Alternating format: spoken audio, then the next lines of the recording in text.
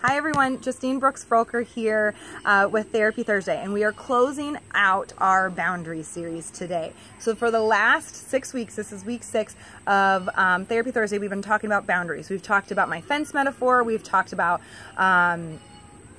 accepting people's limitations and the empty well, we've talked about barriers to boundaries, we've talked about perfectionism and people-pleasing and caretaking, and so I'm going to close it out with a little lesson on trust, because here's the deal. When you begin to set boundaries with people who you have not set boundaries with in the past, they're gonna freak out.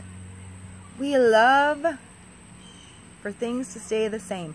We love known misery, even though it's miserable. It's known, right? So when you start to change things up, your loved ones might freak out.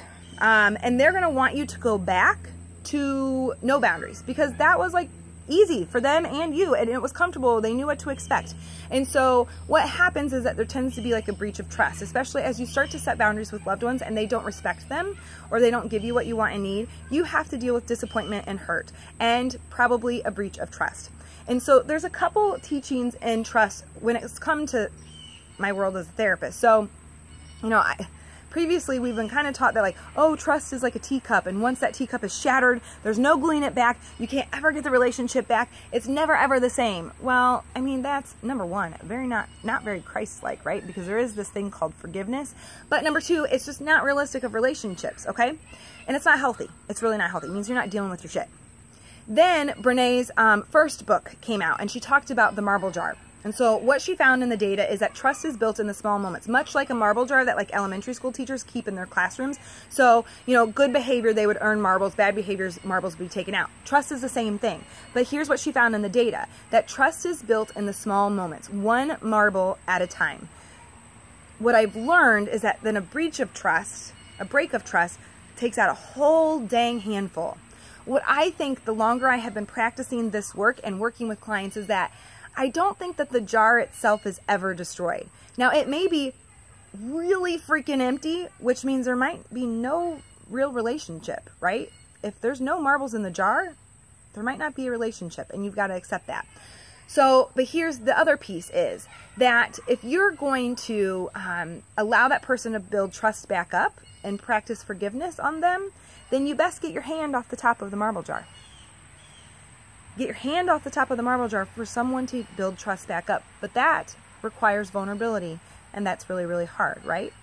Well, now in the Rising Strong curriculum, and now especially in Brené's latest book, Braving the Wilderness, she talks about braving even more. Like, she talks about it multiple places in the new book, but she first introduces it in Rising Strong. And it's basically this acronym. And I love it because it's a recipe.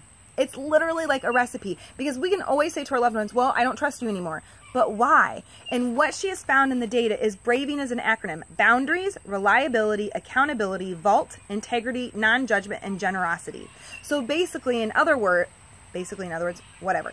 In other words, that when someone breaks their trust, when I'm struggling with trust with someone, I can look at this braving acronym and kind of say, oh, well, she freaking tells my secrets to everybody, so there's no vault. So that's why we're having a problem. Or she's super freaking judgy and comes really from comparison and scarcity. And so that's why I'm struggling with trust with her. Most likely, as I have shared in my workshops, if someone checks off all of these acronyms, which you'll just have to come do a workshop or an intensive, or of course read Brené's books if you want the entire acronym, because we don't have time for that in Therapy Thursdays when we have to get it in within 3 to 5 minutes. So if someone checks off all of these, they don't respect your boundaries, they aren't reliable, they aren't accountable, they tell your secrets, they don't come from a place of integrity, they are really judgmental, and they don't assume the best of you or themselves, it's what I call a pretty toxic relationship. That marble jar is really stark empty, and that's one that you really need to evaluate, and probably don't need to have that person in your life. Some people are meant to be in our lives for a season or a reason. That is true. It's not cliche. So that's what I've got for you on trust, and that ends our boundary series. I hope that this was helpful.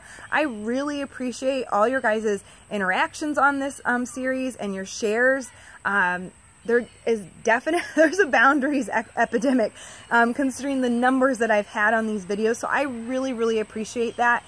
This work only reaches people when it's shared, and when they are brave enough to really do it and practice it. And I want more brave warriors in this world. Come join me in this work. So I will see you next Thursday. Who knows what I'll talk about at this point.